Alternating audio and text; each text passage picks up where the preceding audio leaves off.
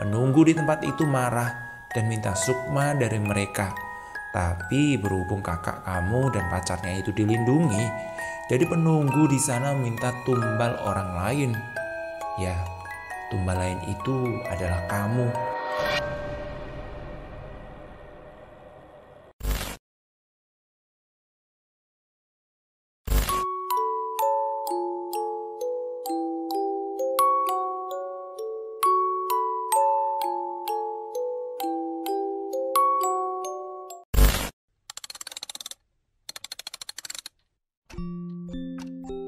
Sesajen Pohon Jujuk. Cerita ini ditulis oleh @ayuika. Teman-teman yang belum nonton part 1 dan 2, silakan tonton dulu. Linknya ada di deskripsi. Mari kita lanjut ceritanya. Tapi sebelumnya, jangan lupa komentar, like, dan bagikan ke media sosial teman-teman agar makin semangat kita bikin video baru. Mbak Yu, Mbak, mereka marah karena tempatnya sudah dirusak. Itulah makanya mereka minta imbalan. Ya, Sukma salah satu mereka, jelasnya padaku. Aku masih bingung sama perkataan Romo Haji. Butuh waktu lama untuk mencerna perkataannya. Sinten to Romo? Siapa yang sebenarnya Romo maksud itu? Tanya suamiku. Kedua orang ini sudah berbuat yang tak seharusnya dilakukan di tempat sakral, di tempat yang sangat dijaga. Berhubungan mereka dilindungi oleh Yang Bau Rekso, yang sama-sama kuat. Mereka bisa bebas dengan imbalan nyawa orang yang tak bersalah. Iya, imbalannya adalah itu. Romo, tolong Romo, jangan sampai ada yang nyawa hilang, apalagi orang yang tidak bersalah, pintaku. Siapapun yang ikut campur harus bertaruh nyawa, karena ini sepenuhnya kesalahan dari kedua orang ini, jawabnya. Kalian rundingkan dululah sama kedua orang tuanya, ajak mereka silaturahmi kemari. Insya Allah saya bantu sekuat tenaga ya, lanjutnya. 2 hari setelah dari rumah Romo Haji, aku masih ragu untuk menceritakan kepada Tuan dan Nyonya. Aku takut sebenarnya, mau bilang takutnya ikut campur atau lancang. Lamun aja Mbak Yu, sapa Sarmin tetanggaku. Kami berpapasan di jalan. Mbak Yu, betah nggak kerja di sana, di tempat orang yang baru itu loh, tanyanya. Kerasan, betah lah. Mereka sangat baik loh Mbak, jawabku. Dengar-dengar anaknya yang perempuan pernah kesurupan ya Mbak Yu ya, tanyanya. Enggak kok, mungkin kemarin itu dia sakit, jawabku bohong saat itu. Alah Mbak Yu itu, aku udah tahu kok. Orang-orang sekampung juga udah tahu semua. Itu anak dijadikan tumbal tuh, gara-gara kelakuan kakaknya, ucapnya. Batinku langsung berdetak kencang saat itu. Dek, jika mereka sudah tahu. Iya tah, jawabku sekenanya. Benarkah? Aku malah gak tahu loh Mbak Yu, kataku bohong saat itu. Aku ingin tahu yang sebenarnya terjadi. Aku sengaja memancing Sarmi agar ia bercerita sepenuhnya. Bagaimana tidak, bagaikan tersambar petir di siang bolong. Aku kaget setengah mati mendengar cerita Sarmi. Bodoh, betapa kecilnya kelakuan manusia kepada saudaranya itu, batinku. Saat itu, aku memutuskan untuk segera mengatakan kepada Nyonya dan Tuan, sebelum semua ini terlambat, sebelum nyawa orang yang tak bersalah jadi taruhannya. Maaf Nyonya, maaf Tuan, Aku belum menyampaikan sesuatu kepadanya. Mereka sudah menyela. Sudah saya duga. Ini semua perbuatan Ray dan pacarnya kan? Selama ini saya diam karena saya pikir teror ini adalah bakalan berhenti. Tapi ternyata malah menjadi-jadi. Mereka masih saja mengincar Ica, kata Tuan. Tapi bukan hanya non Ica yang sedang dalam bahaya Tuan, tapi dan Ray, ucapku. Udahlah baik. Besok ayo kita ke tempat Romo Aji ya, pinta Tuhan yang segera aku iakan. Kini Ica sebagai aku. Jadi itu toh makanya Kak Re sekarang dibawa ke rumah Romo Aji, Bi? Tanya aku. Bibi cuma menjawab, iya. Apa Bibi juga tahu kalau Kak Re dan Mutia itu ngelakuin apa? Dan apa hubungannya sama Ica? Kenapa mereka mengincar Ica? Desakku. Bukan kapasitas Bibi untuk cerita seperti ini, Non. Sebaiknya Non ke rumah Romo Aji saja. Bibi antar gimana? Iya ya, Bi. Ayo kita ke sana saja sekarang ya, ajakku. Aku dan Bibi menaiki motor untuk sampai di tempat Romo Aji. Ya, sekitar 25 menit lah. Akhirnya kami sampai di rumahnya. Rumah yang bergaya klasik, besar dan megah, dengan 2 pilar di kedua sisinya. Kami dipersilahkan masuk dan duduk. Tak lama, seorang laki-laki gagah berumur 45-55 tahun lah. Beliau tersenyum menyambut kami. Ica sehat? Tanyanya. Aku lumayan kaget karena beliau sudah tahu loh namaku. Aku cuma bisa bilang, iya, alhamdulillah. Bibi berbicara setengah berbisik kepada Romo Aji. Ica mau ketemu kakaknya. Mari, Romo antar, tawarannya. Aku mengikutinya dari belakang. Kuamati satu persatu ruangan yang kulewati. Benar-benar klasik rumah ini. Mulai dari dinding, perabot, model bangunan sampai hiasan rumah juga kelihatan kuno. Tak lama kami sampai di depan pintu. Pintu berwarna kuning, separuh ke bawah terbuat dari kayu, separuh ke atas dari kaca. Kami masuk dengan melewati beberapa pintu lagi. Masuklah, ucap Romo Aji. Aku sedikit ragu. Ku bukakan pintu perlahan. Aku melihat kakakku di sebuah ranjang tingkat dari besi berwarna biru. Ia terbujur kaku di sana. Kak Re, kakak, panggilku. Aku segera berlari menghampirinya, namun dia hanya diam. Aku menangis sejadi-jadinya saat itu. Ku peluk kakakku. Aku sangat rindu sama Kak Re. Air mataku menetes tak henti-hentinya. Aku hanya bisa memandangi wajahnya dan terlihat sangat pucat. Kak Re, kakak kenapa kayak gini? Kak, bangun kak. Ica kangen sama Kak Re, teriakku. Lama sekali. Kak Re hanya diam. Aku berdoa agar Allah selalu melindungi kakakku ini. Perlahan mulut Kak Re bergerak. Hanya mulutnya saja, tapi matanya tertutup. Jangan gampang percaya dengan dia, ucapnya lirih, hampir tak terdengar. Tapi aku yakin sekali kata-kata itu terucap dari bibir Kak Re. Maksud Kak Re apa? Dia siapa? Tanyaku sembari menggoyang tubuh Kak Re. Pergi dari sini, pergi, bisik Kak Re. Kulihat air matanya menetes. Aku buru-buru mengelapnya. Non, ayo pulang, panggil Bibi. Aku tak menjawabnya. Aku masih memeluk Kak Re. Romo Aji pasti jaga Den Re. Non Ica tenang aja ya Non. Non Ica mau Den Re segera sembuh kan? Ucap Bibi membuat aku sedikit lebih tenang. Romo, tolong cerita sama saya sebenarnya. Kak Re, ada apa? Apa yang terjadi sama kakak? Tanyaku. Tenang dulu ya nak, jawab Romo. Sebenarnya kakakmu dan pacarnya itu sudah melakukan hubungan badan di tempat sakral. Ya, penunggu di tempat itu marah dan minta sukma dari mereka.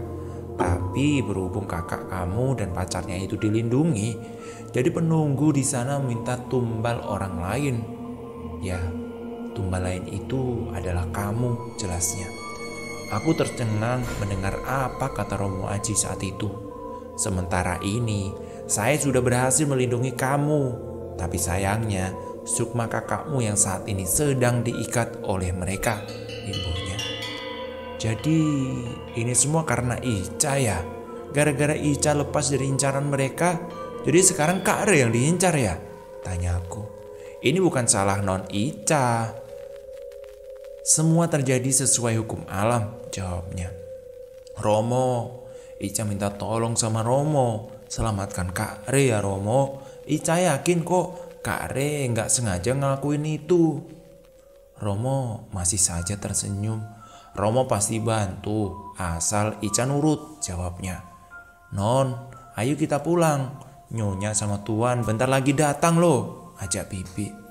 Aku pamit dulu ya Romo. Terima kasih, Romo udah bantu. Romo hanya manggut saja dan diikuti tersenyum. Dalam perjalanan aku masih memikirkan kata-kata Kak Re. Dia siapa? Dia siapa maksudnya? Kenapa Kak Re memintaku untuk pergi dan lari? Kenapa aku merasa Kak Re tidak aman berada di rumah Romo Aji? Siapa yang aku harus percaya saat ini? Malam itu aku duduk bersama Mama dan Papa. Ica sudah tahu semuanya, Ma. Ica semuanya udah tahu. Mama sama Papa jangan sembunyiin apa-apa sama Ica, ucapku ketus. Papa tersenyum. Papa gak nyembunyiin apa-apa dari kamu. Hanya saja Papa gak cerita sama kamu. Papa ingin kamu tahu, cari tahu sendiri dengan caramu sendiri. Paham? Kata Papa. Aku cuma manyun. Jadi Pak, Kak Re gimana? Gak selamanya kan Kak Re ada di situ? Tanyaku. Papa akan usahakan agar masalah ini cepat selesai. Papa juga sudah menyerahkan Kak Re sama Romo Aji. Ya, insya Allah kakakmu akan baik-baik saja di sana, jelasnya. Malam itu aku berusaha memejamkan mata. Susah sekali untuk tidur. Aku sangat khawatir dengan keadaan kakakku. Hanya itu pikiranku yang berkecamuk. Ca, Ica. Terdengar seorang memanggilku. Aku bergegas bangun dan mencari sumber suara itu. Terdengar jendela itu diketuk. Aku mencoba membuka tirai jendela. Kulihat ada bayangan perempuan di sana. Ca, buka, pintanya. Gak mungkin kan setan minta bukain jendela? Pasti dia bisa nembus kaca atau nembus jendela ini, batinku. Aku segera membuka jendela kamarku. Mutia? Wajahnya panik menoleh ke kanan dan ke kiri. Sama seperti aku dulu melihat di belakang rumah. Seketika aku mengingat kejadian potongan tangan saat itu. Tanpa aba-aba Mutia langsung masuk ke kamarku dengan nafas ngos-ngosan. Aku bertanya sama dia, ada apa Mut? Ada apa? Dia masih mengatur nafas. Di wajahnya terlihat jelas ada kekhawatiran. Ca, kamu percaya sama aku gak? Kamu percaya kan sama aku? Tanyanya. Ca, tolong kamu selamatin sama kakakmu. Dia dalam bahaya, Ca. Dia gak aman di tempat itu, ucapnya. Kali ini suaranya sudah tak bergetar lagi. Bukannya kamu ya yang buat Kak Re dalam kondisi seperti ini? Tanyaku. Aku? Kok aku sih, Ca? Emang aku udah berbuat apa? Tanyanya balik. Aku benar-benar kesal dengan Mutia. Dia sama sekali tak merasa bersalah. Aku bakal dicari, Ca, kalau kamu mau tahu yang sebenarnya. Besok aku tunggu di gubuk rumah singgah di bawah sore itu. Besok aku tunggu di gubuk ya. Sore ya, saya tunggu. Keesok harinya, aku sungguh dibuat penasaran oleh Mutia. Kenapa dia sama sekali gak ngerasa bersalah? Padahal jelas-jelas dia yang membuat Kak Re seperti ini. Akhirnya aku nekat, kuputuskan untuk pergi menemui Mutia. Tak peduli resiko apa yang nanti aku dapatkan. Aku mencari cara-cara agar bisa keluar. Karena saat itu di rumah ada Mama. Setelah mengantungi izin dari Mama, aku segera pergi. Aku terpaksa bohong. Jika aku jujur, maka Mama tak mungkin mengizinkan. Seperti biasa, hawa dan pemandangan di persawahan saat sore sangatlah indah. Angin sepoi-sepoi berhembus lembut, membuatku melupakan sejenak masalah rumit ini. Sayang, semuanya sementara. Kulihat Mutia sudah menunggu. Gadis berparas cantik bermata sayu ini berhasil membuat kakakku jatuh cinta. Langsung aja ya. Mut, apa yang mau kamu sampaikan? Ucapku ketus saat itu. Bola matanya memutar ke kanan dan kiri, seolah memastikan tak ada telinga lain yang mendengarkan. Ica, kamu jangan percaya sama Romo Aji. Dia yang udah buat kakakmu seperti ini, yang membuat hidup keluargamu tidak tenang, ucapnya.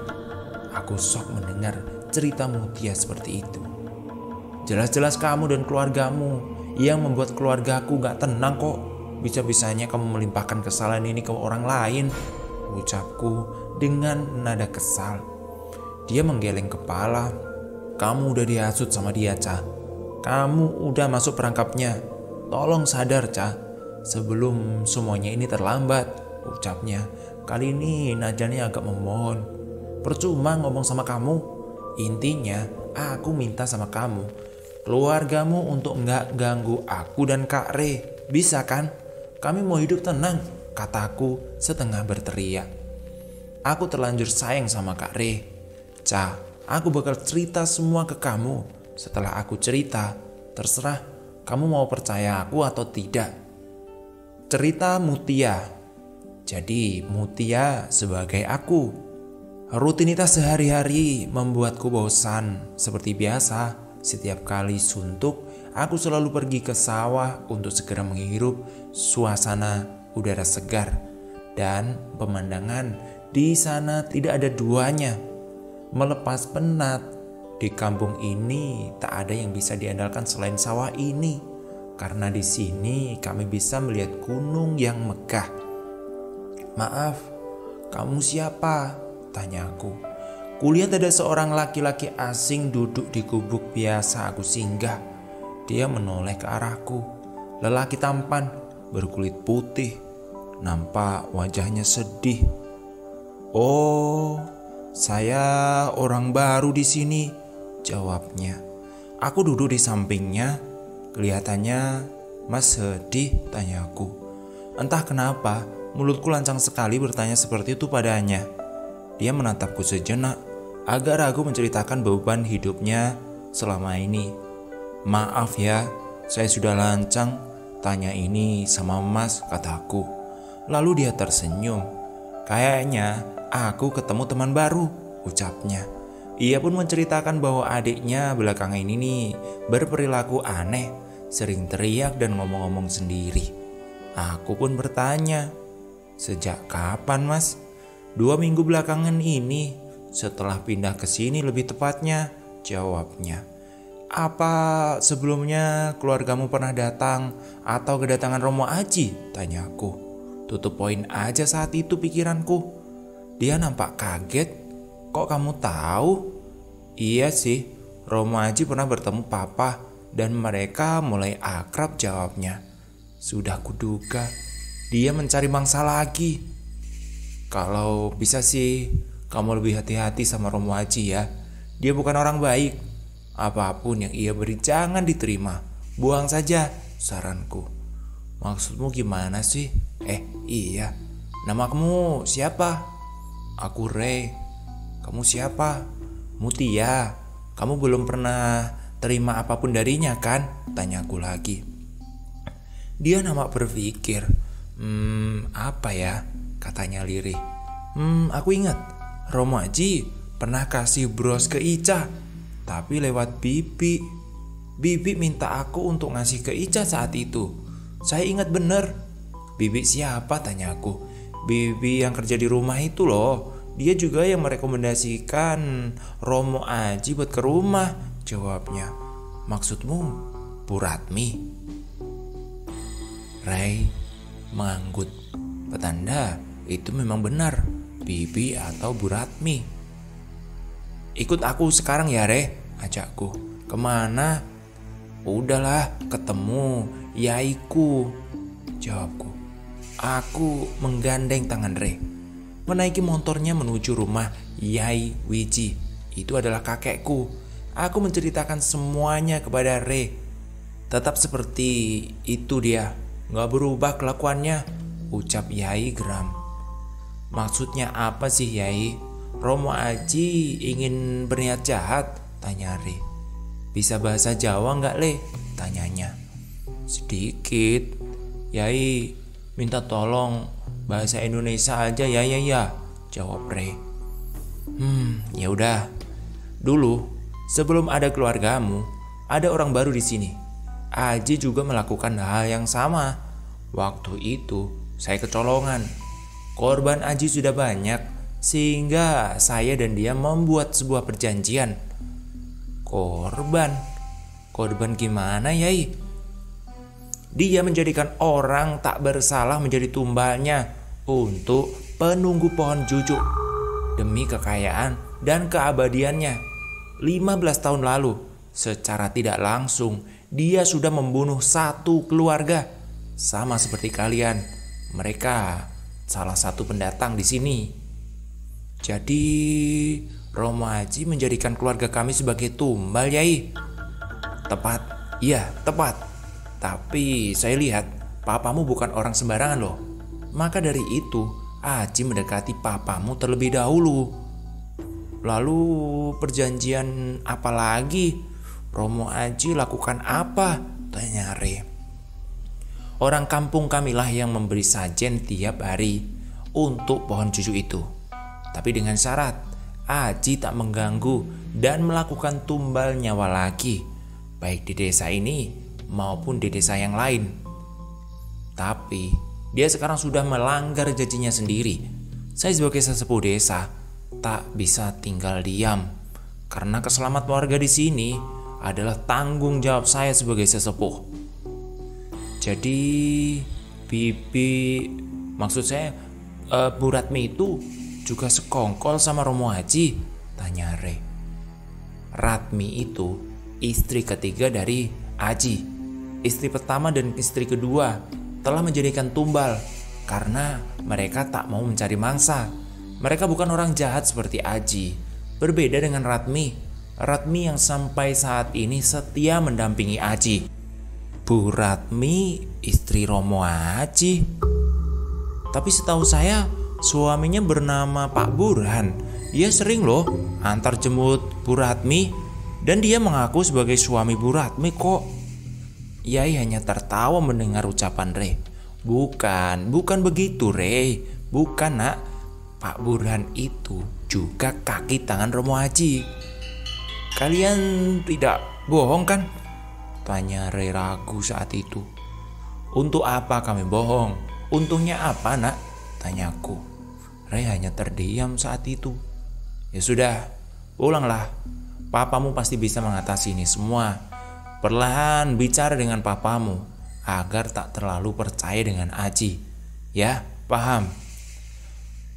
Lalu bagaimana dengan adik saya Ica, Yai? Adikmu bukan orang sembarangan juga. Dia tak akan mudah untuk mengambil sukma adikmu. Dia maksudnya Romo Aji? Yai menggeleng. Bukan, tapi penunggu pohon cucu itu loh. Kini aku sebagai Ica ya.